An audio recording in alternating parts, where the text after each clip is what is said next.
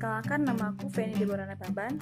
Di sini aku akan memaparkan materi dari buku Dr. Suroso MPD yang berjudul Drama, Teori dan Praktik Pementasan. Nah, langsung saja pada bab yang pertama, yaitu drama sebagai karya sastra.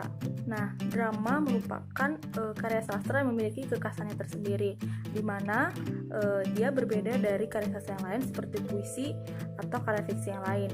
Kita tahu bahwa karya puisi yaitu memiliki kosakata yang terbatas dan juga memiliki kata-kata yang telah dipilih pemilihan katanya yang menimbulkan imajinatif bagi para pembacanya.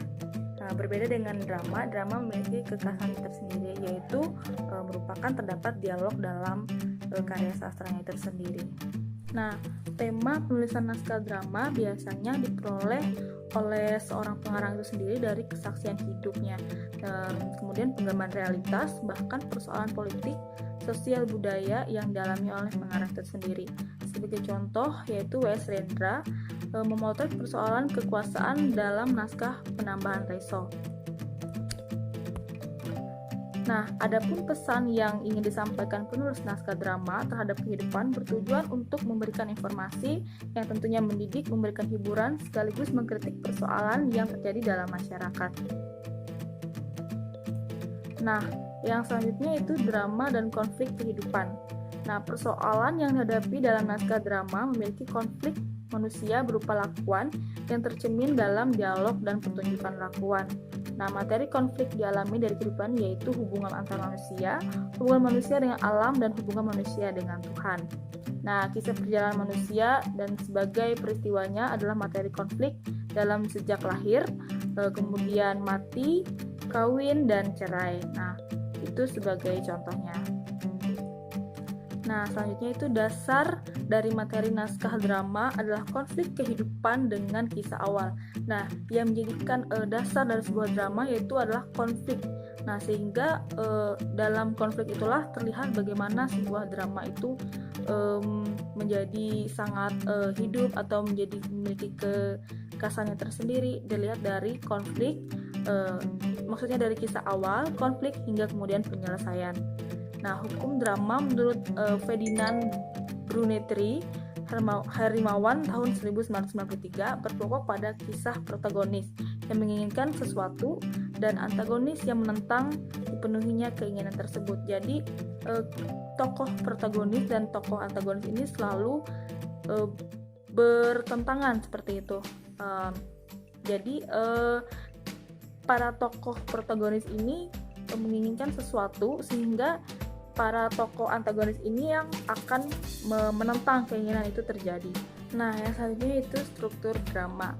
Nah, menurut Waluyo tahun 2001, struktur drama memiliki atau terdiri dari yang pertama yaitu penokohan dan perwatakan, kemudian yang kedua plot atau kerangka cerita, yang ketiga dialog percakapan, yaitu percakapan atau dialog yang dilakonkan atau yang dipentaskan oleh pemain itu dalam drama itu. Kemudian yang keempat itu setting atau landasan tempat kejadian.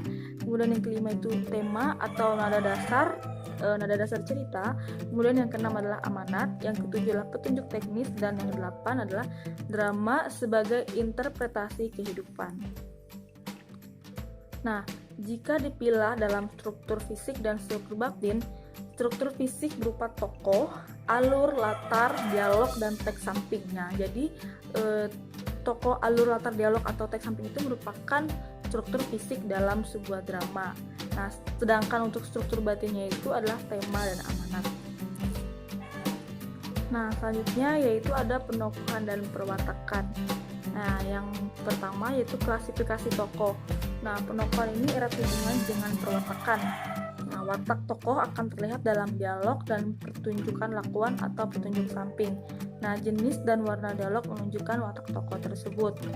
Berdasarkan peran terhadap jalan cerita terdapat tokoh protagonis, antagonis, dan protagonis. Nah, apa itu protagonis, antagonis, dan protagonis? Nah, yang pertama itu protagonis adalah tokoh yang mendukung cerita. Jadi, protagonis ini adalah tokoh yang akan mendukung jalan cerita tersebut. Kemudian, tokoh protagonis ini biasanya yaitu tokoh utama dalam cerita tersebut. Nah, dibantu dengan tokoh-tokoh yang lain. Kemudian Kemudian tokoh antagonis, yaitu tokoh yang menentang cerita. Nah, jadi tokoh ini bertentangan dengan tokoh protagonis. Biasanya mereka tidak saling akur dan juga saling bermusuhan seperti itu. Nah, biasanya ada satu orang tokoh antagonis dan beberapa pembantunya yang menentang cerita tersebut. Nah, selanjutnya ada tokoh tirtagonis, yaitu tokoh pembantu baik untuk tokoh protagonis maupun tokoh antagonis. Nah, jadi setiap tokoh baik itu antagonis ataupun protagonis memiliki tokoh pembantu yang disebut tadi tokoh tritagonis. Nah, berdasarkan peran dan fungsinya dalam lakon, terdapat juga tokoh sentral. Nah, tokoh utama dan tokoh pembantu. Tokoh sentral adalah tokoh yang paling menentukan gerak lakon. Nah, tokoh utama atau tokoh penentang dan tokoh pendukung sentral, dan tokoh pembantu yaitu tokoh yang memegang peranan pelengkap atau tambahan dalam rangkaian cerita.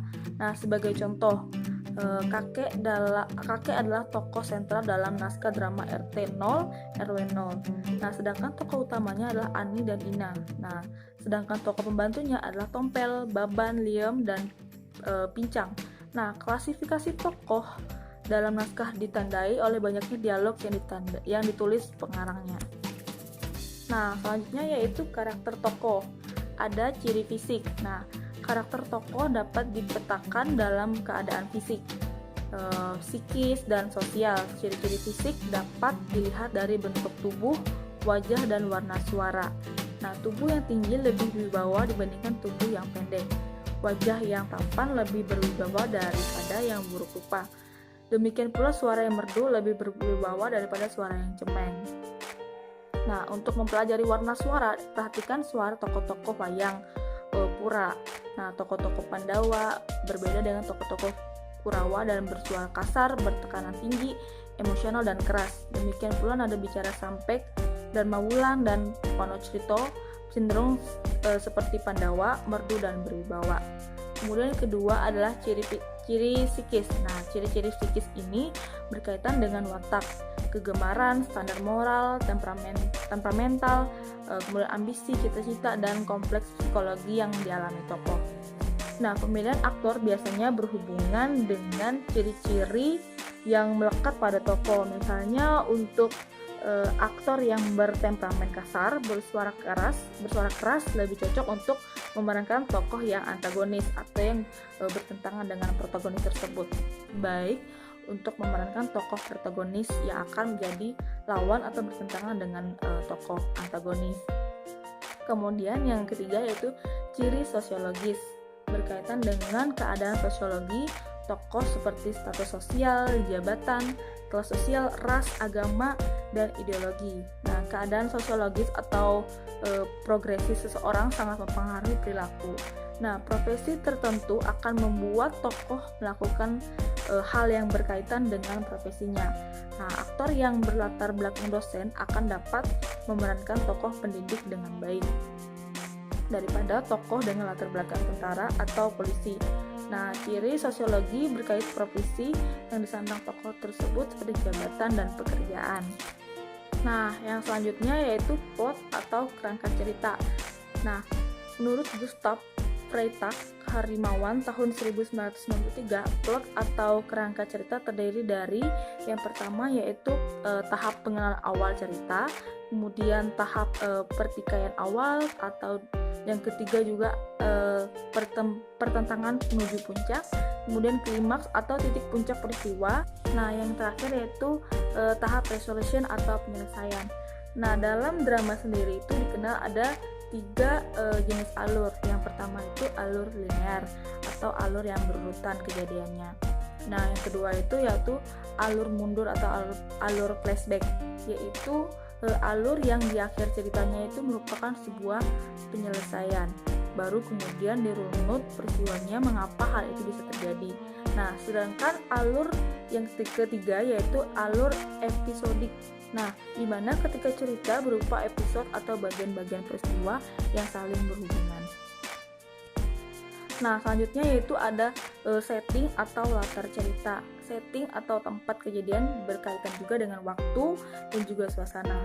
Nah, setting atau tempat berhubungan juga dengan suasana. Sebagai contoh, untuk naskah Bende Mataram Karya, Kotot Sukadi, setting atau tempatnya yaitu adalah Yogyakarta dan waktunya saat perang di Ponorogo tahun 1925 dan sampai dengan 1930 di desa dan baik di istana, di rumah maupun di medan perang dengan para pelaku anak buah pangeran Diponegoro. Nah, setting juga berkaitan dengan waktu. Nah, seperti pagi, siang, sore, atau malam. Nah, kemudian suasana siang di desa tentu berbeda dengan suasana siang di kota. Demikian pula setting berkaitan dengan ruang. Nah, ruang keluarga modern akan berbeda dengan ruang keluarga miskin. Demikian pula dengan isi perabotannya. Jadi, setting ini menentukan bagaimana gambaran sebuah suasana atau keadaan dalam sebuah drama itu dimainkan seperti itu. Kemudian penulis naskah ada yang menggambarkan setting secara detail namun juga dengan sederhana sehingga menimbulkan imajinasi pembaca. Nah, dalam naskah Sidang Para Setan karya Djoko Umbaran, misalnya setting tempat bersidangnya para setan yang tidak mau seperti sifat manusia digambarkan di tempat yang tinggi dengan lampu merah temaram. Nah, jika penulis naskah belum menggambarkan setting secara detail, tugas sutradara adalah dalam menentukan setting dan dalam rangka pementasan.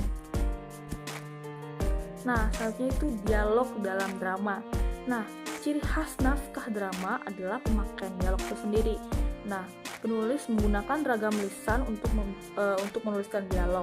Kemudian ragam lisan yang dimaksudkan adalah ragam lisan yang komunikatif dan juga bukan ragam tulis.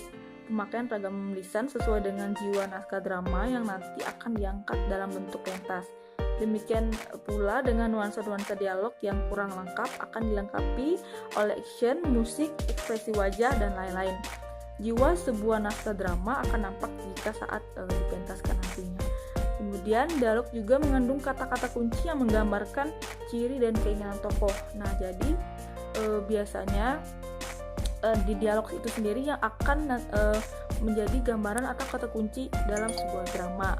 Nah, panjang atau pendeknya dialog dalam naskah tergantung dari apa yang akan disampaikan tokoh. Nah, makin banyak ide yang disampaikan tentu akan membuat dialog semakin panjang.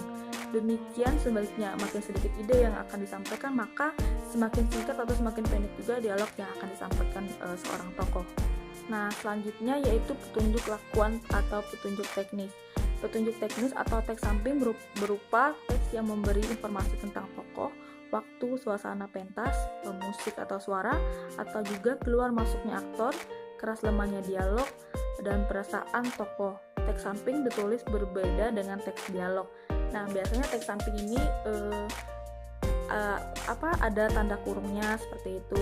Kemudian itu dipisahkan atau berbeda dari dialog utama seperti itu.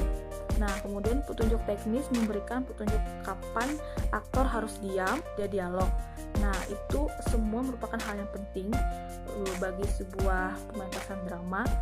Kemudian petunjuk teknis mengenai karakter, usia, dan status sosial pemeran akan membantu sutradara menentukan watak secara menyeluruh.